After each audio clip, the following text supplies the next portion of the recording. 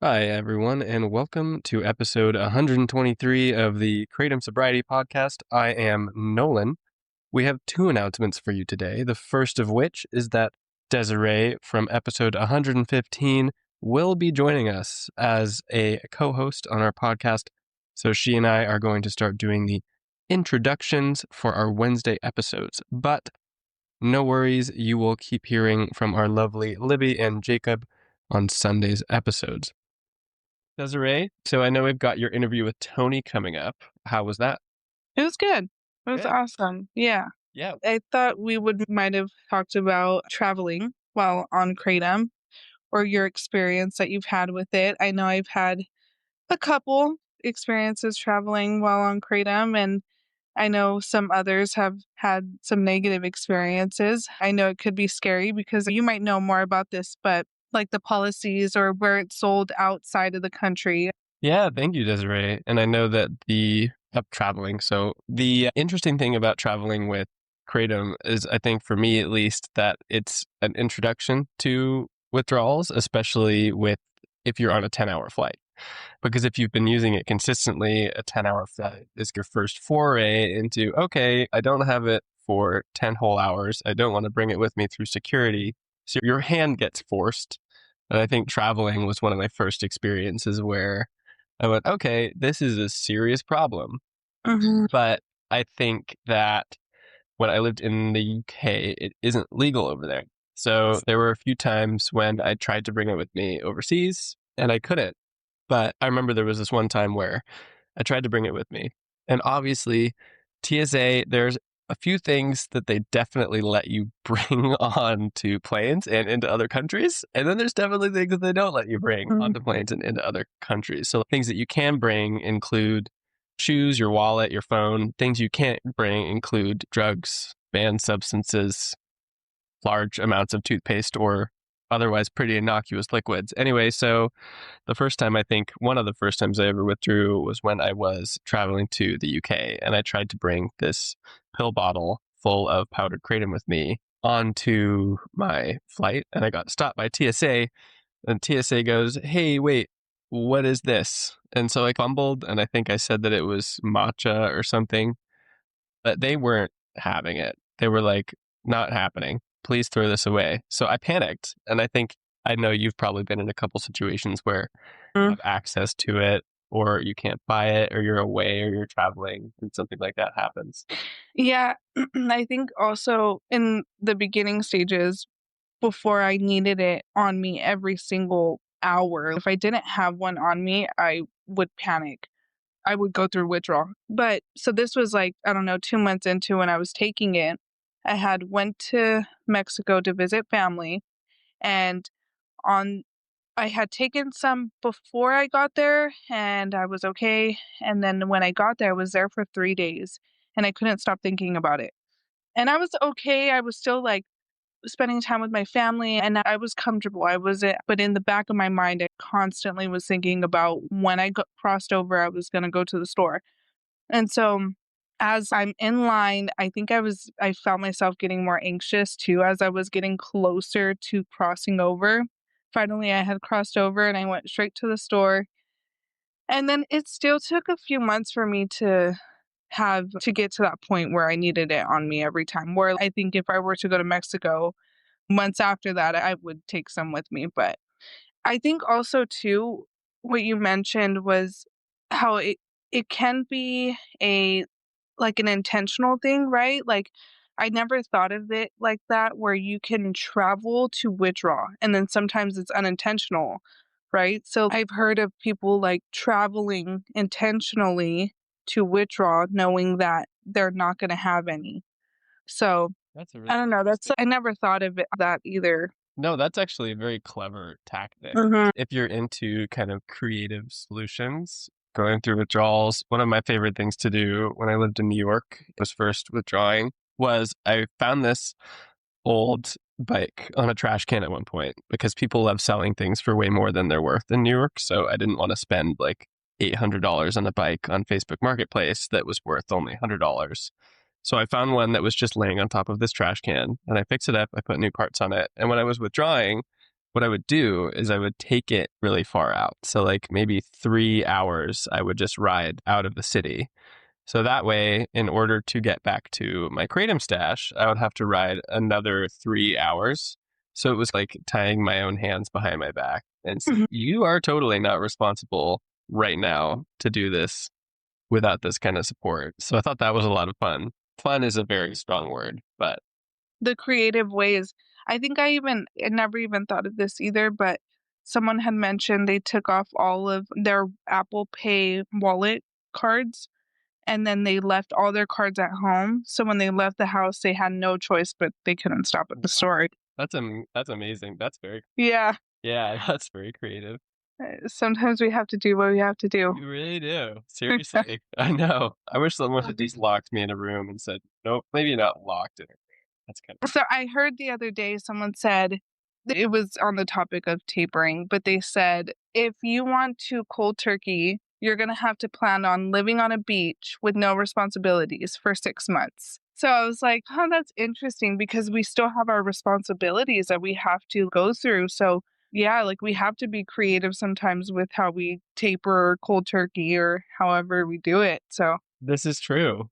Yeah, I know you've got an awesome interview that you had with Tony. Thank you for tuning in to the Kratom Sobriety Podcast. We've got Desiree's amazing interview with Tony coming up shortly. Thanks for coming, and I will see Yes. you next time. All right, cool. Thanks. Yeah.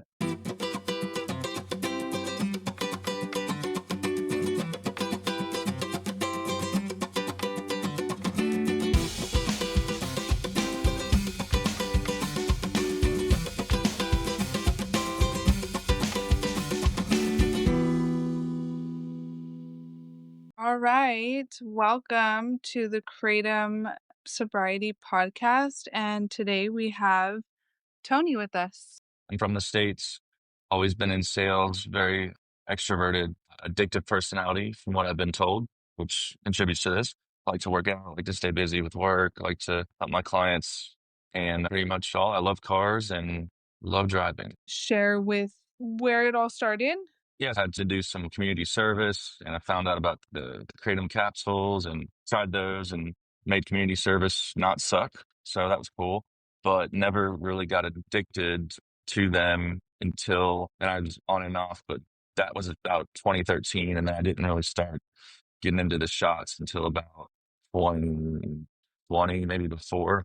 But those shots are, man, they are addictive. And take one or two, feeling really good every day artificially, to feeling really bad and hard to come out of it. And Yeah. definitely quit 4 or 5 times. I just had to finally just quit everything. I don't smoke cannabis. I don't take kratom. Not even a decision anymore, just because of what it's put me through and put me back and stuff. That's kind of where I'm at now. But yeah, it used to help me for work, just make me energetic, more outgoing. But I didn't realize that, especially when you come down from it, it makes you angry, makes you pissed off at stuff. So it definitely is a little devil of its own. Definitely relate, man.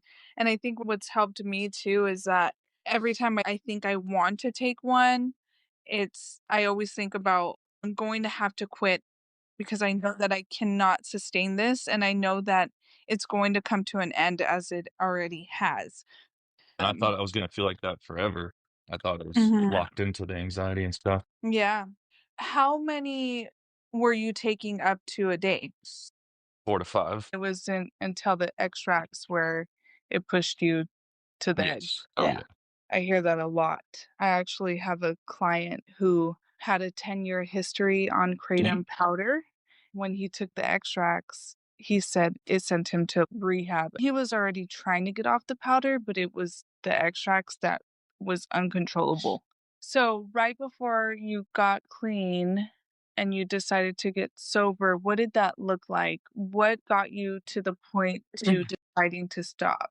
I was just tired of feeling bad, and I was like, I'm not going through this again. And just my parents had gotten separated and had some other work stuff and some other personal stuff. And I was just like, I'm done. I'm going to start doing my cold plunge and do the sauna and work out and going back. And that first couple of weeks was rough, Okay. but nobody knew. Like, this was like my second time This was supposed to be the last. This is the last, but that was what I'd said one other time. I'm just making sure that this was the last. And what were your withdrawal symptoms like? I guess sleep, mood, motivation. The worst was like when I withdrew on a vacation and I forgot. I actually brought some and ended up taking it all, and it hit me hard. I almost didn't make it back. Where you went on vacation, did they sell those in the town that you went on vacation to? Not in the first two countries. Oh, okay.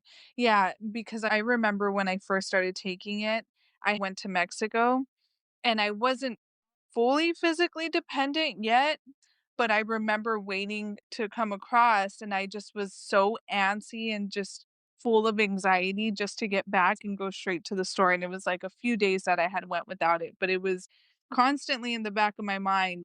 So what is it that you're doing to stay sober? I just, I guess I just had to fail enough times, but like I said, it's usually I'd relapse within the first month. At this point, it's not even, there's nothing that would make me take it now. Nothing. Okay. So it's that feeling and acceptance in your heart and your mind that you know that, okay, you're done. And the first 2 weeks is the worst, and I don't want to go back to that. Yeah, yeah. Like I really know what bad. Yeah. No you sleeping. Yeah, it's bad. Yeah, I can definitely relate. It was horrible. It was a horrible experience for sure. If I took too many, you'd put me to sleep, but you wouldn't really be asleep. You'd be asleep, but you'd still be consciously awake, which was really weird. So, at the height of your addiction, it was about 5. What were some of your overuse symptoms? What did that look like? Wasn't really doing anything. Okay. Barely getting me to baseline. So you said anxiety, right? Like it was causing Yeah. anxiety. How did it impact or affect your job or relationship?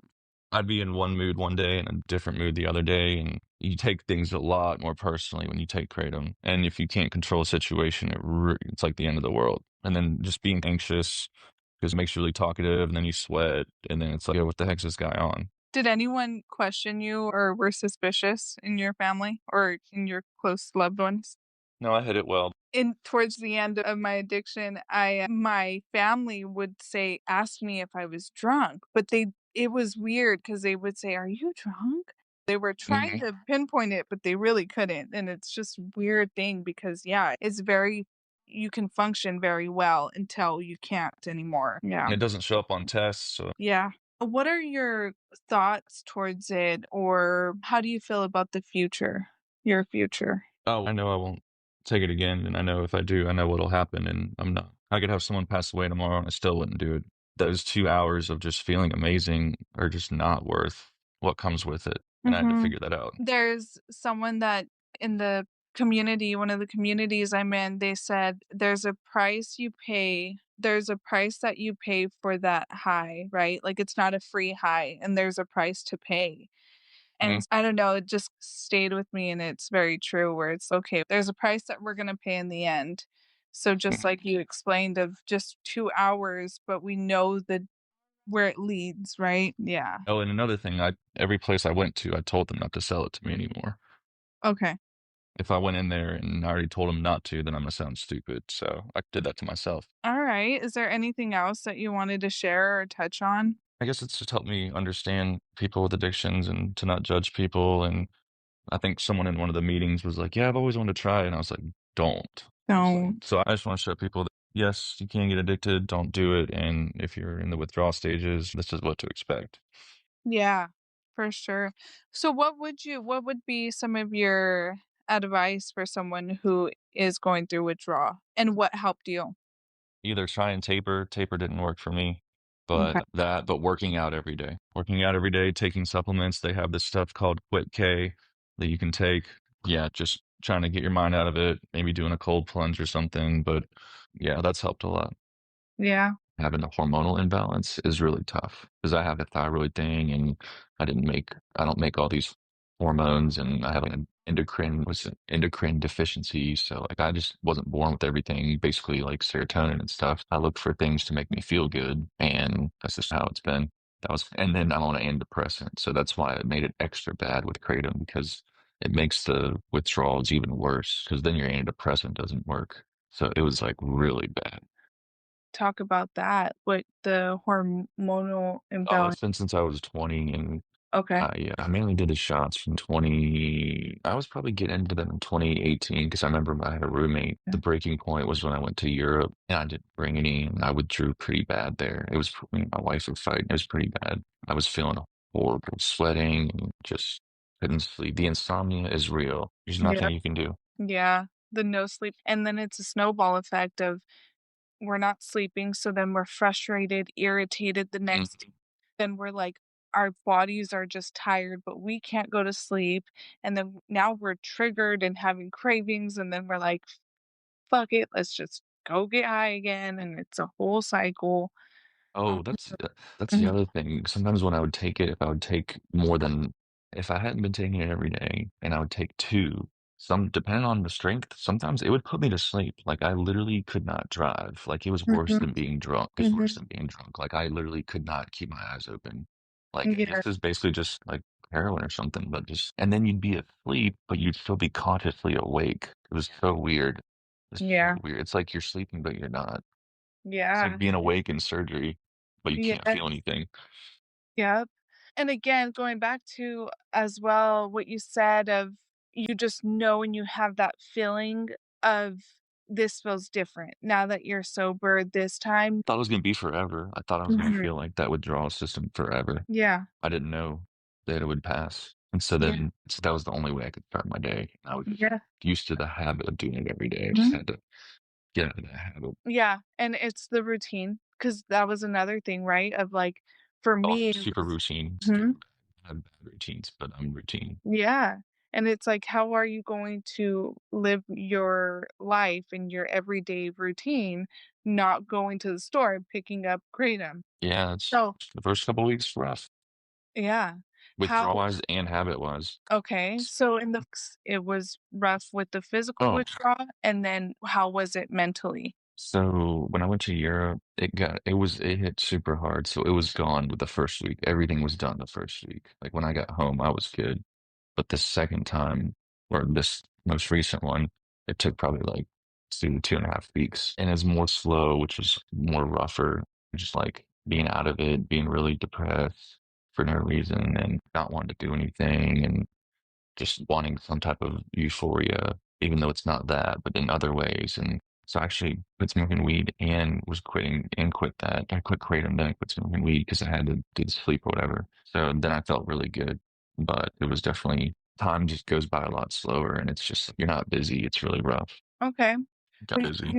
you kept busy, and then And I didn't really I never went to any meetings. I don't know. I'm just not a meeting person. okay, I've heard that. I've Not heard against it. a lot. I went to one before my surgery and they're probably like, what happened to this dude?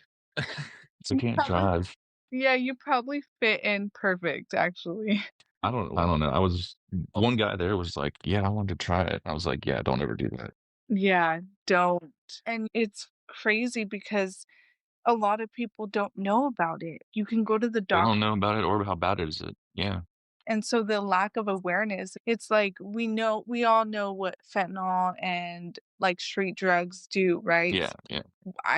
I definitely today, the person I am today would not go out to the streets and do that. It's the lack because I know what that does, but this is like we don't know. I didn't know. I was so blind to what was going on for a long time, for a while, Yeah.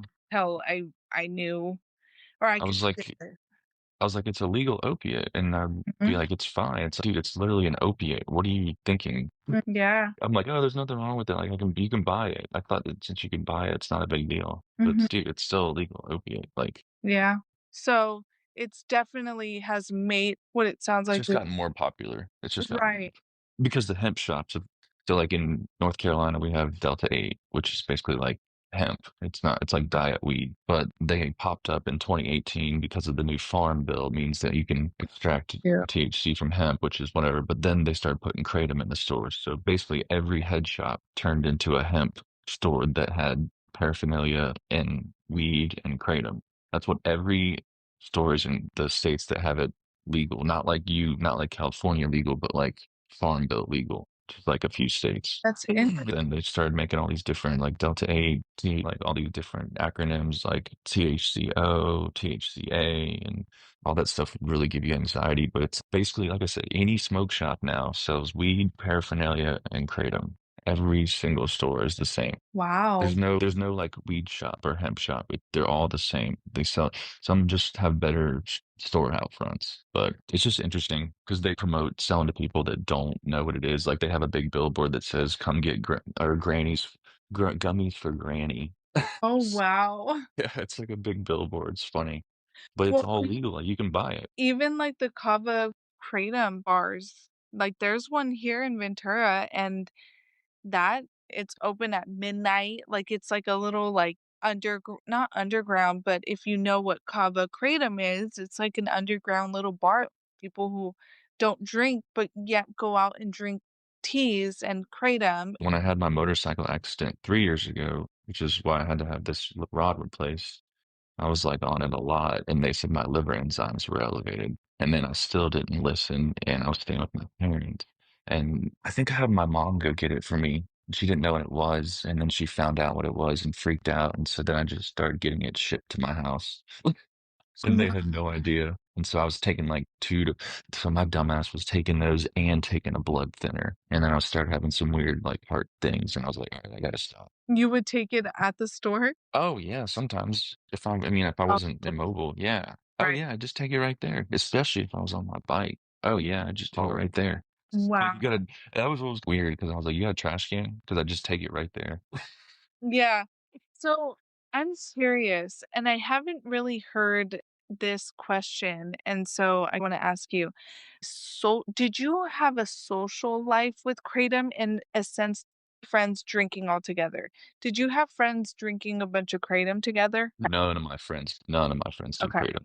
'Cause for me too, that was my experience. I did, and that wasn't like intentional. I surf and I go to the beach a lot. I mean, I would tell people, but now I feel bad telling them. Like you would tell people to, I'd be like, yo, you gotta try this, man. And yeah, then they'd be like, nah. Or they couldn't handle the stomach stuff, or they didn't like the taste. yeah, And I guess, but yeah, I yeah. think I even gave it to my wife once when we were dating. Oh, She wow. was like, I felt good, but I threw up. I was like, oh, okay. See? And us, we are like, "Oh, yeah, it felt good, made us feel like crap," but, like, we will push that to the edge of, "Okay, yeah, it makes us feel like crap." We will cling on to that good feeling and just push through all the bad stuff. Yeah. Ish. I never got like stomach problems with it or anything, but it definitely just coming down, definitely you turn into an asshole. Mm. Little shit. Like you can't, if you miss a button on your phone, like you're getting pissed off. Yes. And then put that into driving, road rage. Yes. Not me, but slow people would really bother me. Yeah. I'd So be like, freaking go. yeah, the road rage is for sure a thing. I was actually talking to one of my friends about it, and yeah, we were sharing how, man, the road rage of just anything will piss us off or just set us off. Yeah. Mm. Crazy. When I had the motorcycle accident 3 years ago, I Mhm. had taken a kratom. I had a kratom in my jacket pocket and it was empty. And I guess they didn't care or look at it Yeah. because I got paid like 200 grand because a Oh, lady hit me. wow. But I wouldn't have if they had found that. Right. Oh, yeah. Then they would have been like, he's intoxicated. Yeah. I think there's a episode on the podcast that got a DUI for Oh that. yeah, probably. Yeah. And I usually used to have tons of bottles just empty. They never got searched, but I would say in the beginning, like, I would describe it as, "Oh my gosh, it doesn't make you feel drunk, you can drive on it, like, you're not driving drunk." uh, you And drink too much, you'll feel drunk. yeah, and that's the interesting thing too is, like, it's the education and awareness behind kratom is non-existent pretty much, that they would see it and not even know what it is, right? Like, you would get pulled over, Oh, they anything. just think it was a 5-hour energy. That's what I'm saying, like, the Yeah. lack of knowledge behind it for, like, law enforcement or doctors. Like, I went into the hospital 3 times, and the doctor said, "I have no idea what that is." It's a lot of people use it that get drug tested. You Yeah. know, I hate to say it, like, sure, cops and there's people use it, but hopefully they use it sparingly or not at all. But it doesn't show up on a test. That's one of the other things that I guess made it attractive to people because you could take it. I took it when I was on No, not me, but I had a friend that was on probation. I work in treatment and I go to a lot of meetings, and so I'm friends with a lot of sober living managers, and it's a relapse drug because exactly like you said, it's not on test. It's a relapse. Like they're like, "Oh, a freebie." But it's starting to get known, especially in the like substance abuse world. So Yeah. they put it on test now. That Europe trip was wild. When was that? Just that was a year ago, November. That was like one of the turning points. Oh, let's That talk about was like the third to last. That was like the that. third to last quit. Okay. So your third to last quit. You went to Europe. Did you know you were gonna go through Oh withdrawal? yeah, Oh, brought some capsules. I was okay. planning on quitting before I went, planned on quitting the day before, and then it just didn't happen. And then I think me and my wife got in an argument, and I just took all the capsules. And then that next day and the rest of that week, I was withdrawing hardcore. Hardcore. I had some anxiety attacks. I had some major mood problems, aggression, sweating, crying, just like it was bad. It was Okay. bad. In another country. That's why I asked. So it wasn't intentional. No, but I did it to myself. Could have quit before. Could have quit before, but I only brought 3 capsules per day. It was nothing. That's not even a maintaining dose. I was just like, that's why I just took them all because I was like, if I take them all, it'll do something. If I just take these, there's the addict mindset. Yeah, Okay, so then how long did you stay clean when you withdrew that time? I think about a month. Okay. Think about it. Maybe, yeah, I think about a month. And I hate to say it, but I don't remember what happened after that. I've just had so many experiences that happened work wise or parents wise. And then yeah, I think I found out my dad had like cancer or something. Okay. That's might have been or something. And so then I just used it as an excuse and then quit. And then something else would happen or the Suboxone thing. That was like the second time, second to last quit. And then when that didn't work, I felt like a number there. I didn't really felt like they cared about me, which they didn't really. But yeah, and I took a bunch of the Suboxone to try and get high. And then my dumbass took a Kratom and a Suboxone and I was throwing up. Did Oh, that? You're specifically not supposed to do that. yeah, And that so, puts you in Just wait, that puts you in withdrawal. yeah, Yeah. yeah, you feel good, then you feel horrible. Yeah, I was like, that was dumb. But yeah, but then yeah, that last time, see how many days? Yeah, I quit in November, I think. This last November. 73 days or whatever. So from November of 2024, was there a time that you would cut off your usage or would you use into the night? Oh, I would already plan it out. I'd go to the store before dinner time or something, and I'd have one or two. So I'd either have one right then and then I'd have another one before I went to bed or something. But I usually did cap it at 4 or 5, max. Max. Like never, just because it wouldn't really do anything after that, and it was really expensive. Yeah. Because it'd Yeah. be like, all right, enough for the morning and lunch, and then enough for midday. Okay. It's just like a dessert. It was just like a dessert for my brain, even though that wasn't. It's like, it was so crazy. If somebody walked in right now and had one, I'd probably open it and throw it out. Yeah. Actually, I definitely would. There's no way, just because the remorse would be really bad too. Because I'd be Mhm. like, damn, like now that I'm at this certain amount of days, like it's not even a decision. If I were to do it tomorrow, that would start all over again. And it's just, I ain't got time for that shit. Yeah. That's good. Yeah. Because this is the time where I would be relapsing because I'm not doing shit. Yeah. Boredom. I hear that a lot. I hear the exercising helps a lot. Yeah. And definitely the sweating it out. I remember I did the sauna and just sweated it all out. I would just like layer my clothes and just try to get it all out of my system. Yeah, it was rough. Yeah, it was. I Not agree. sleeping was really rough. There's Yeah. no getting around that. And the no sleeping, the insomnia is hard too because it's like a snowball effect. It's you're not Then sleeping, then it then you're creates really an asshole. yeah. Yeah. Yes. And then you're frustrated. Yeah, it's a whole mess. It's not fun. But okay. It didn't make me suicidal or anything, but Okay. definitely felt pretty low though. Yeah. Yeah, it definitely does. It gets you there. So you have 72 days and what are you doing today that is maintaining your sobriety? I'm a challenge person. I like challenges. If there's no challenge, it's boring. Exactly. And if that's the perspective, right? It is a challenge, right? Like we have to win this challenge of sobriety. It's You just tough. don't know how long the challenge is going to be. That's the crazy part. And then it just goes away. Right. I don't think I'd ever gotten past 2 months before, so that's a big thing. I just realized. The experiences you've had are keeping you sober today, right? Yeah, Like, the yeah, relapses you've had in the past and the decisions that you have made in the past is keeping you sober and clean yeah, today. I agree with that. Also, the perspective of the insanity. What helps me sometimes is thinking, okay, if I do this, I'm gonna have to stop because it all can end anyway. So if I take one, I'm gonna have to stop at one, or I'm gonna continue and then stop. It's like But there's this. no point in just taking one, and there's no point in continuing. Exactly. Exactly. So Oh, so you don't think I'm insane? no, you're not anymore.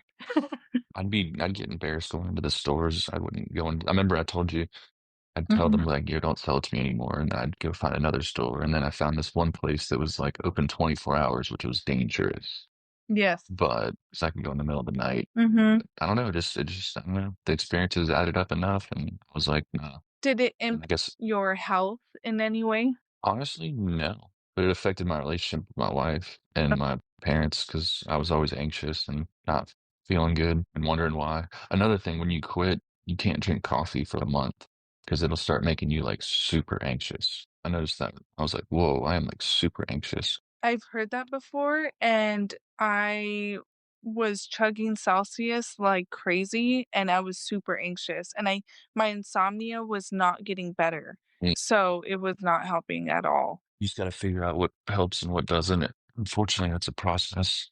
Right. It's a journey for sure, for Yeah, sure. it's a journey.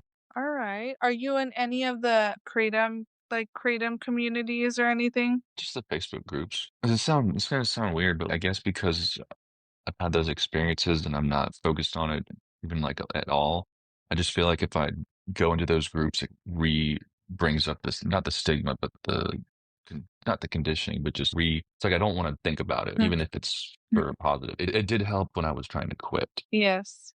I know exactly what you're saying. My sister has that same mentality of she's a recovering alcoholic and she doesn't go to meetings because she doesn't want to continue to hear about alcohol. Like she wants to close that chapter and then move forward in a new life. Was that That okay? yeah. Hey, Okay. whatever keeps you clean and sober is I understand that because sometimes I have to have balance and take a step back away from like hearing about all the substances and all of that stuff that I don't want to always hear about because it's negative. It's just So, like a reminder, like so I totally understand that. I get that for sure. Yeah. but I'll be looking forward to 90 days and then Yeah. just years and hopefully nothing in life gets bad enough for me to want to do that. But I don't see that happening. It could happen, but I hope it doesn't Right. happen. And your wife is supportive. You have a good support system now, right? Yes, she knows that I'm doing this and she knows I'm not on it. It wasn't easy for her either, but she was good. But yeah, we'd go anywhere at the beach. I'd be like, all right, I gotta go get something. It's like controlling your own mood through what you're gonna do that day. It's I gotta do this first, then I'll have a good day. I Oh, should have a good day without it. Yeah, I that didn't was think I'd have a good day without it. that was a good thing that you just said is controlling your own mood. Oh yeah, that's something I've always had to do, unfortunately. Mhm. And so now you don't you Now I'm good and now I'm good. I take special supplements and some dopamine agonists and some 5-HTP and stuff. So I'm balanced. I get regular blood work done now. Nice. My doctor knew about it because I think my levels were high. I was taking it a lot, and then they went down fast. Thank you for sharing your story. I do have a fun question. What's your favorite food? I always like to ask these questions, or I like listening to people answer these because we're still people, right? Yeah. ACP, Mexican, Okay. Mexican food. Gringo special. Yeah. The Mexican food is the best for sure. My family's in Mexico and man, that's my favorite part is going to Mexico for the food. It's Yeah, so I good. went to Tulum. I went to Tulum last year. It was Yeah. awesome. All right. Thank you, Tony, for Thank you. chatting and sharing your story. And I'm sure, it sharing your story will help. And even if it helps just one person, it helps, man. So thank you for your Well, honest, good. your Well, thanks. vulnerability. Yeah, thanks for interviewing me. Glad to help. All right.